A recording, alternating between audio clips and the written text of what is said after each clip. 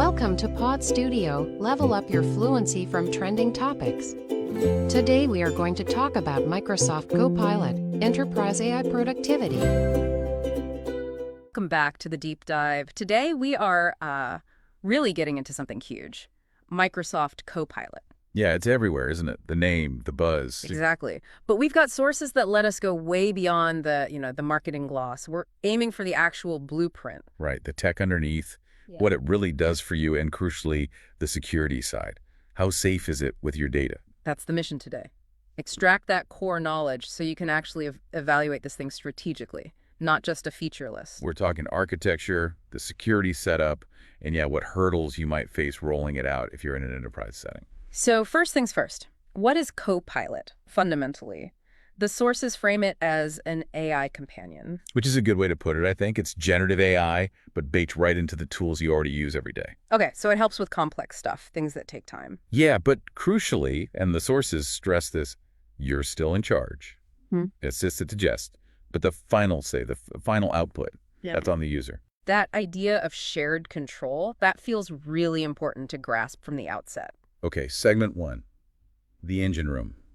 Let's talk core mechanics. Obviously, we're dealing with large language models, LLMs, and machine learning underneath. That's the base. Right, the standard AI building blocks. But Copilot's journey is interesting. It started kind of quietly in the consumer space. Think Bing, the Edge browser, Windows 11. Okay. So it had a proving ground before hitting the enterprise world. Precisely. That built some user familiarity. But the real focus for us and for our sources is how it moved into the professional suite. Microsoft 365, Copilot, Teams, Dynamics 365. And how does it do that? Is it just like plugging into a generic OpenAI model or something? It's way more integrated than that. It's about context and a specific architecture. Yes, there's a conversational interface, but it's paired with a deep contextual analysis. Meaning it understands your specific work, your documents. Exactly. And the key piece of tech here, according to sources, is Microsoft Prometheus. Prometheus. Okay, what does that do? Think of it as the smart, secure layer in between. It takes your prompt, figures out what organizational data is relevant and that you're allowed to access. Based on existing permissions. Yes, exactly. Based on your M365 permissions. It securely gathers that context, grounds the prompt with it, and then sends the relevant bits to the LLM for processing. Got it. So Prometheus is like the security guard and context provider for the AI. It ensures the AI only sees what it should based on my company's rules. You've got it. That's why it feels so embedded. And this whole setup makes Copilot much more than just a chatbot. It's proactive. Proactive how? Well, it can remember your preferences, learn how you work, and adapt its responses. It's moving towards what some are calling agentic AI. Agentic AI. Okay, that sounds like a step up. What does that actually mean for me if I'm, say, writing an email in Outlook? It means it shifts from just answering a question you ask to potentially taking multiple steps on its own. A basic chatbot response. An agentic AI, or this AI companion. It does more. Right. It might suggest actions in real time. It could pull together information from different places, automate workflows. So instead of asking, summarize this document, I could say. You might say, summarize the Q3 report, pull out the key risks, draft a quick email to the project team about them, and suggest a meeting time. Wow. Okay. That's a jump from just being a tool to being more like a helper. An assistant. An autonomous helper, exactly. That's the direction. Which leads us perfectly into the real-world value, the aha moments within M365. Where does Copilot actually save time, leverage data better, and free people up for, actual thinking? Well, the sources point to three main areas of transformation. It's really about acceleration across the board. And synergy, right. It boosts everything because it's everywhere. That's the idea. It connects the dots between Teams, Excel, Word. Let's start with maybe the most common pain point. Creation, writing stuff, getting started. The tyranny of the blank page. Copilot tackles that head on. In Word, for example, you give it a few bullet points, maybe an outline. It can generate a pretty decent first draft. Seriously, a whole draft. Yeah, gets you over that initial hurdle. Or, so you have a long report, 40 pages. Copilot can summarize it, pull out the main decisions needed. Massive time saver. Okay, I can see that. What about email? Like wading through endless threads in Outlook. Huge help there. It synthesizes those long, winding email chains, gives you a summary of what's been discussed, what decisions were made, Nice. and it can draft replies for you. You can even tell what tone to use, formal, casual, whatever. Saves you having to piece together a response after reading 10 messages. And PowerPoint. That's often a beast, pulling together slides, visuals. Right. You can feed Copilot a Word doc or just your notes, and it'll structure a draft presentation. It suggests layouts, finds relevant images, applies a design. So it handles the grunt work of formatting and structuring. Exactly. Lets you focus on the story, the message, refining the content rather than fiddling with text boxes. Okay, that's creation. Now, what about data? You mentioned Excel earlier. A lot of us aren't exactly Excel gurus. And that's where Copilot really shines, I think. It democratizes data analysis. In Excel, you can just ask questions in plain English. Instead of needing complex formulas. Yep. Forget VLOOP or complex IF statements. You just ask, like, show me sales trends in the West region compared to marketing spend, or highlight any anomalies in this data set. Whoa, so the barrier isn't your formula knowledge anymore. It's just, can you ask the right question? Precisely. Copilot generates the charts, finds the trends, spots the outliers. It makes data insights accessible to way more people, much faster. Big win for autonomy. Huge. Okay, third area, meetings. The bane of modern work life. How does Copilot help in Teams? This might be the feature people feel the most immediate relief from. In Teams, during or after a meeting, Copilot can give you an automatic summary. No more frantic note-taking. Potentially, yeah. Yeah. It recaps decisions, lists action items, even assigns them if you want. Plus, it handles real-time transcription and translation. So it basically does the minutes and follow-up admin automatically? It can, yes. And it goes further. One source, looking at government innovation in Quebec, noted it's not just admin. It can do predictive analysis based on the meeting. Like what? Like, if the discussion reveals a potential project risk, Copilot could potentially flag it, or even initiate a workflow to mitigate it. It's moving towards proactive workflow adjustment. Okay, that's genuinely powerful. It's not just summarizing, it's anticipating. All right, but we have to talk about the elephant in the room, security. Putting an AI this capable deep inside your organization, touching all that data, that raises red flags, right? Absolutely. Trust is paramount. When a tool sees everything from emails to spreadsheets, security and confidentiality have to be rock solid. So where does that trust framework even begin? It starts with the basics.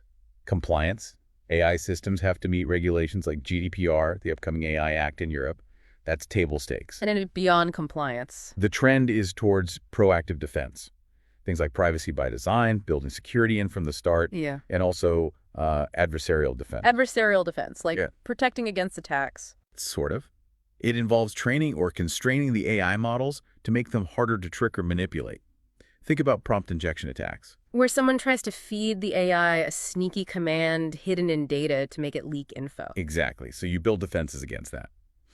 But the core security element for Copilot relies heavily on its integration with the Microsoft 365 security you already have. Okay, how does that work? This is the absolute key takeaway for anyone listening in an enterprise context. Your organization's data stays within your Microsoft 365 tenant. It is not pooled. It is not used to train the big global LLMs that power the public versions. That's critical. So my company's secrets aren't feeding some giant AI brain somewhere else. They stay sandboxed. Completely sandbox. That tenant boundary is sacred. And Copilot doesn't get to make up its own rules about who sees what. Meaning? It inherits your existing security policies, your identity and access management, or IAM, who is allowed to see which documents. Copilot respects that. If you can't access a file, Copilot acting on your behalf can't either. Okay, that makes sense. And what about stopping data leaks? Like preventing sensitive info from being accidentally shared? That's where data loss prevention, or DLP, comes in. Your existing DLP rules apply directly to Copilot. Can you give an example? How does DLP interact with Copilot? Sure. Let's say you have a DLP policy that blocks any document tagged highly confidential finance from being emailed outside the company. Right. Standard practice. If you ask Copilot to summarize that document and draft an email to an external partner, including the summary, Copilot will be blocked by the DLP policy. It can't override those rules. Ah, okay. So the existing guardrails still function. Copilot operates within them. It doesn't bypass them. Precisely. Yeah. It acts as a powerful safeguard against accidental or even intentional data leakage via the AI. Good to know. The sources also mention responsible AI principles. What's that about? That covers things like fairness, transparency, accountability, and crucially, human oversight.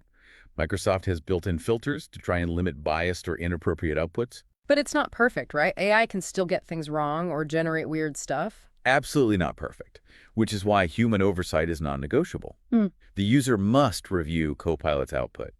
Check it for accuracy, check the tone, make sure it's appropriate and compliant before you use it, especially externally. So the AI assists, but the human is ultimately responsible and accountable. Exactly. That keeps the accountability clear, which is essential for meeting those regulatory requirements too. Okay, let's switch to the practical side. Deployment, cost. Is this something anyone can just start using? What are the different versions? Well, yes and no. There is a free version, the standard Copilot. You can access it now. What do you get with that? Basic text conversations, like a really good chatbot, some image creation, maybe 15 a day, something like that. Standard access to the AI models. But the key limitation. Performance can throttle during peak times, and critically, no integration into your Microsoft 365 apps like Word, Excel, Outlook. It's separate. Okay, so if your goal is that seamless workflow automation inside your documents and emails, the free one isn't it? Correct. For that, you need the paid subscription, Copilot Pro. And what does Pro add? Priority access to the latest, fastest AI models, more stability, better performance, and crucially, that deep integration into the M365 apps. That's where the automation magic happens. Plus more image creation, maybe 100 a day. Right, so Pro is for individuals or maybe small teams who want the full power inside their daily tools. Yes. And then for larger organizations needing enterprise-level controls. Security, governance, large-scale management. That's where Copilot for Business comes in, using the M365 Copilot licenses. That brings all the enterprise security we just talked about, the strict adherence to your IAM, your DLP, the tenant separation, all managed centrally. Okay, so clear tiers. Free for basic chat, Pro for integrated power users, Business for managed enterprise deployment. That's a good summary. Now, if a company decides, okay, we need this, what are the big hurdles they face actually rolling it out? It's not just flipping a switch, is it? Definitely not. First, there's the technical side. Is your network ready? Is your data organized in a way the AI can effectively use? You need the infrastructure. And robust data governance, I imagine, to avoid it surfacing stuff it shouldn't. Absolutely crucial. You need clear rules about data classification. Access controls need to be tight, because Copilot can access a lot very quickly if you let it. What about the people side? That often seems like the bigger challenge. It often is. Change management is huge. Training people not just what buttons to press, but how to prompt effectively, how to critically evaluate the AI's output. And addressing the fear factor, jobs changing, skills gaps. Yeah, that's real. You need to communicate clearly about how roles might evolve, provide upskilling opportunities. It's a significant cultural shift for many organizations. Despite these challenges, adoption seems to be moving incredibly fast. The sources mentioned a pretty startling statistic. Yeah, it's estimated that maybe 78% of organizations globally will be using AI in some form by 2025. That's up from around 55% in 2023. Wow, that's rapid acceleration. It is. It's driven by the clear productivity gains and, frankly, the need to stay competitive and bridge skills gaps. It's becoming a necessity, not a nice-to-have. So, wrapping this up, what's the core takeaway for you, the listener? It seems clear. Microsoft Copilot, especially when powered by that Prometheus architecture within M365, it's a serious productivity tool. It really is. It streamlines how you analyze information, how you create content, how you communicate. As long as it's operating within that secure M365 framework we discussed, the potential is huge. But it's not the only AI tool out there, right? Companies need a broader strategy. Absolutely. Copilot is incredibly valuable within the Microsoft ecosystem. But a smart enterprise AI strategy usually involves a mix. Maybe some proprietary models you build yourself, perhaps some open source tools, alongside vendor solutions like Copilot. It's a complex landscape. And growing fast. Generative AI investment globally hit nearly $34 billion in 2024 alone. That tells you the scale and pace of innovation here. Managing that whole AI ecosystem is the next challenge. And we heard that the demand for these specific capabilities, faster writing, summaries, presentation help, that's a priority for almost half of organizations, 48%. The demand is definitely pushing adoption, which brings us to a final thought for you to consider. Okay, leave us with something provocative. Given that Copilot dramatically accelerates content creation and summarization, tasks that touch almost every piece of information in your company, how does the absolute necessity for strict AI governance change things? Meaning more than just security policies. Meaning active governance. Continuously classifying your information. Auditing how Copilot is actually being used day to day. verifying its outputs. How does that need change your internal processes, your team roles, your compliance checks? Introducing an AI companion this powerful isn't just about technology. It forces a rethink of your fundamental operational governance. That's the next hurdle to clear.